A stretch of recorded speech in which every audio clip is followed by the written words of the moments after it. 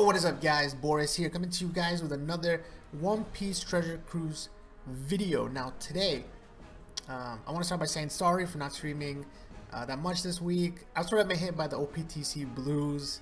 Not really in the mood of playing it, to be honest, that much. I was with adventure mode, treasure map mode coming up next week on Japan and on global as well. Plus has some other stuff that I've sort of also been addicted to Fortnite, and I've been starting taking some classes on some stuff that I talked about on stream before.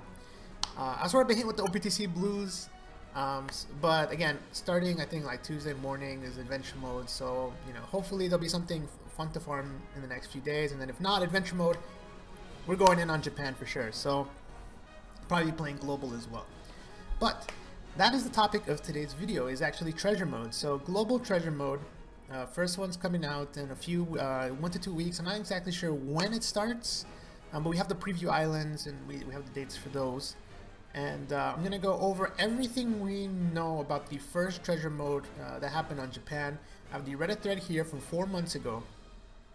Gonna go through everything, and hopefully most of the stuff will be the same for the first global treasure mode, so that you guys will be prepared. I mean, I already made a preparation video. I made like a best tips for treasure mode video. If you haven't checked that out, check that out. This is gonna be going a little bit more in depth as to what the specific things you will encounter. So again, this is the treasure map Mihawk event. I believe global's getting the same one. We already have confirmed I believe the Buggy and the Zoro boosted units. I'm going to talk about boosted units. Actually, let's go ahead and talk about boosted units first, because to me that's the most important thing. So in the original treasure mode, we had a good amount of boosted units, but the three main ones were Buggy, Zoro, and Lucy. Hopefully most of you guys managed to get Lucy. I know not everyone managed to get him.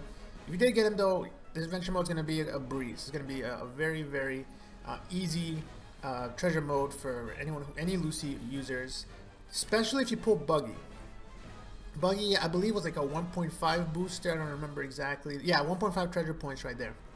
And he was also very good against Mihawk, because Mihawk was red, and the Buggy, his HP attack and recovery is boosted by 2.5 times. So blue versus red, with the 2.5 multiplier on top of everything, cooldown reduced by 10 turns. Means you can use a special right away. And you could always he just do massive damage, which is really important. I'll talk about a little bit later. If you're planning to grind a lot of treasure mode, if you're planning to going in, it's really important that you can do a lot of damage. So the Zoro is a 1.25 boost, and the Lucy was a 1.2 boost in terms of treasure mode. And the Zoro was actually 2.5 times boost in stats as well, with cooldown reduced by 5. So really, the Buggy is the main guy. If you're gonna pull on the treasure mode, Sugo, you know, Buggy is the one that you want to get, because he's very, very good, especially considering Lucy can run Buggy, and I can also run Zoro, which isn't always necessarily the case with these new units. But yeah, Lucy's gonna be the main captain, and you can run, if you pull Zoro or Buggy, you can run them, be happy.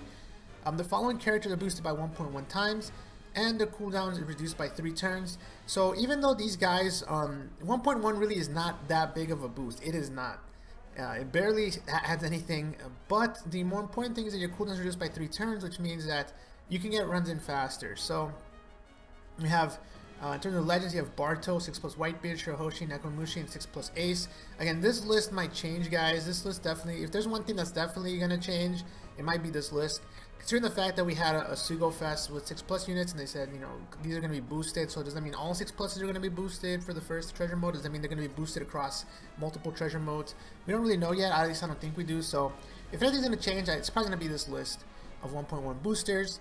There have been improvements over time to the way this works. So now, for instance, on Japan current treasure modes, there's going to be 1.1s, 1.2s, 1.35s. There's a lot more tiers, so it's a lot easier to get a higher treasure mode points aside from like with your main team. But like I said earlier, if you have Lucy, it's going to be easy. Lucy's going to be your main team, and then you're going to have some other potentially like maybe a striker team with Neko, and then maybe like another striker team with Barto, or shooter team with A6+. By the way, A6+ MVP for adventure mode. I don't know if you guys watched my 6+ video, but A6+, his ability to do AoE damage makes him really awesome for a bunch of treasure modes, including this one, because he's boosted in this one. So you get to the boss, pop an Ace 6+, normally clears the room. If that's not enough, you pop in an A6 plus. If that's not enough, then you actually attack. But A6 plus, Gear 4 Luffy, really awesome characters for adventure mode. It doesn't seem like Gear 4 was boosted for this one. And you have some other characters. Obviously, the new rare recruit batches are always boosted for adventure mode. So you have the Lucy batch. The recent Colosseums are always boosted for adventure mode. And then the recent Fortnites are also boosted for adventure mode, also a recent raid. So pretty much when it comes to adventure mode, it's all the recent units. And then this time they also have a lot of Kai raids. So you'll notice a lot of Kai raids and a lot of normal raids as you do more adventure modes. A lot of those are always boosted, which is nice, you know, getting free-to-play boosters. And also the login bonus Koala. I'm not sure if Global is going to get the Koala before adventure mode, but I think people think we are, so you have to wait and see.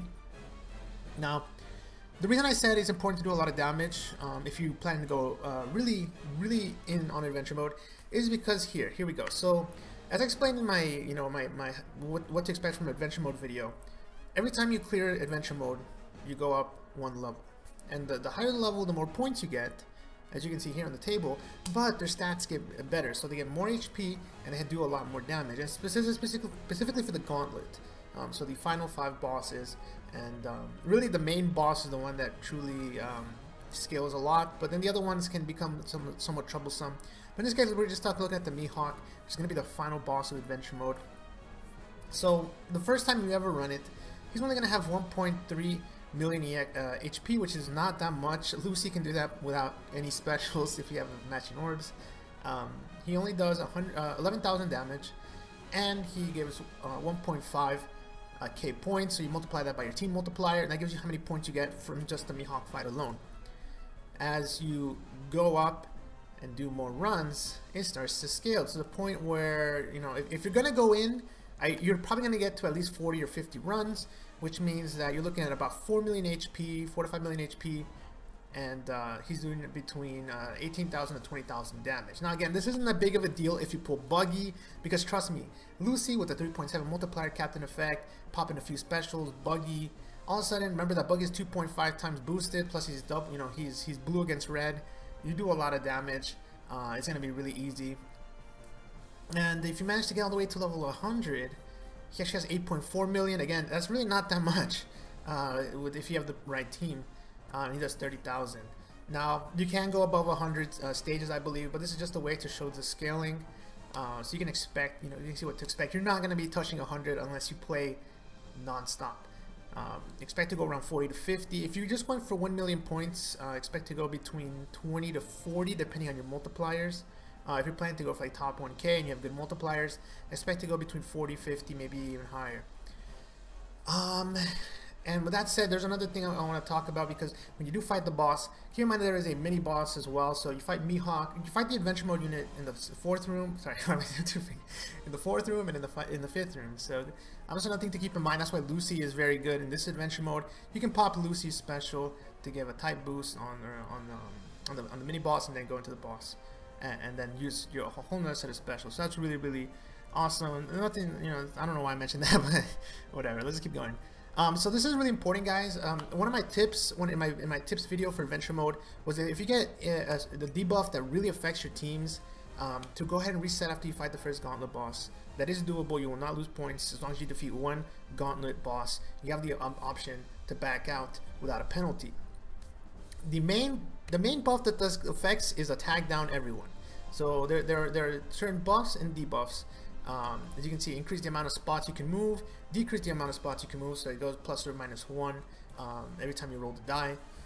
You can increase the base attack, decrease the base attack. Now, base attack means that, for instance, Gear 4 Luffy, he deals damage based on his attack. If he gets decreased, it does less damage. If it gets increased, it does more damage. It's different from like a normal attack boost. If you use a type boost, it does not increase the base attack. It just increases the overall attack.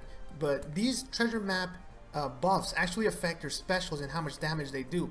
So it can actually throw you off in some cases if you all of a sudden don't realize why you're not doing as much damage with your specials. That's going to be why. And let me see, there's also increased base HP and decreased base HP. That can be kind of annoying sometimes. It can also help. For instance, like I said, A6 Plus is a great unit, but if you get decreased HP, you're going to be doing less damage with the special because you have less HP to reduce. Increased recovery and decreased recovery, that's completely useless. Don't even worry if you get those. and reduce the cooldown of crew. That is the best buff.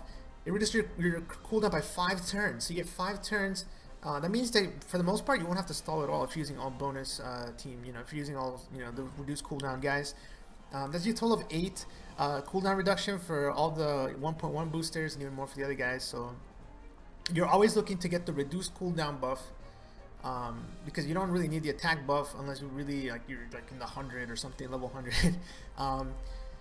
If you get any of these besides the reduced cooldown, well, all the ones that alter your stats, they're going to be altering for a specific class. And so you want to be looking at this chart right here, because, well, actually on Globe it'll probably say, but when I play on JP, I still haven't memorized the symbols, so I'm always like, crap, which one is tagged down and which one of these classes has been reduced by their HP by. So normally I just go into a fight and then I kind of figure it out.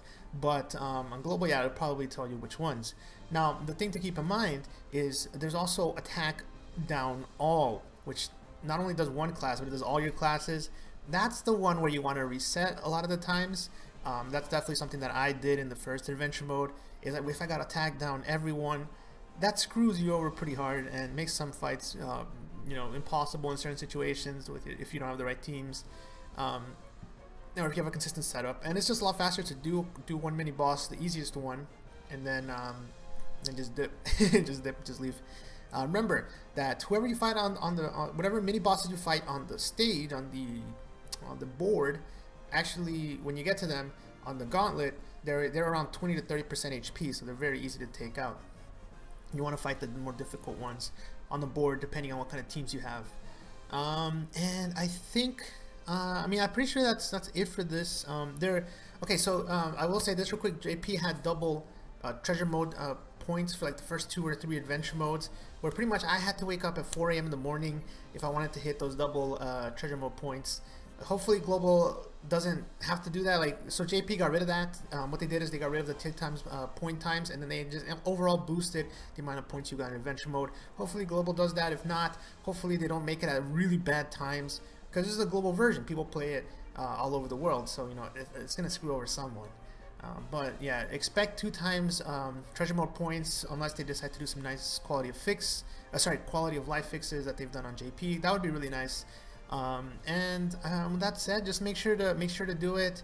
Oh yeah, there's another thing. So depending on your pirate level, you were placed into one of the 3 leagues: the East Blue, Grand Line, or New World.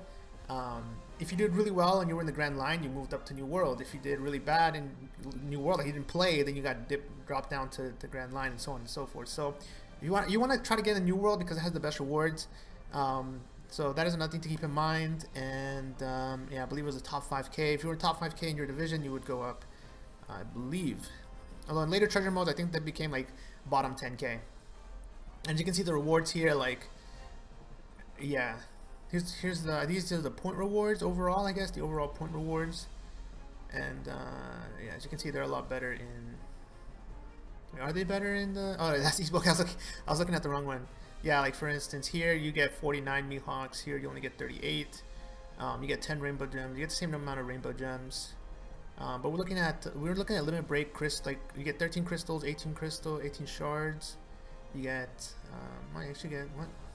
I don't know. There's definitely differences. You definitely want to be New World. You probably get like the Golden Universal book and Silver book. Yeah. So yeah, there are some differences, but again, try to get into New World. Anyways, guys, this video is kind of going on for a little bit longer than I wanted to. I was trying to think if there's anything else I need to address in terms of treasure mode. I don't think so. This Mihawk's great, guys. Definitely farm it. He's a great free-to-play character. For a long time, for about a month or so, he was the best slasher captain in the game until Fuji V2 came along, and then Fuji V2 plus Mihawk is insane. This new Mihawk is insane, and then after that, Hawk and Zoro got 6+s. So then they sort of, I don't know, but that's it. I'm not gonna make this video any longer, guys. Thanks a lot for watching. Talk to you guys in the next video. If you have any more questions about Adventure Mode, leave it down below. Until next time, guys. Peace.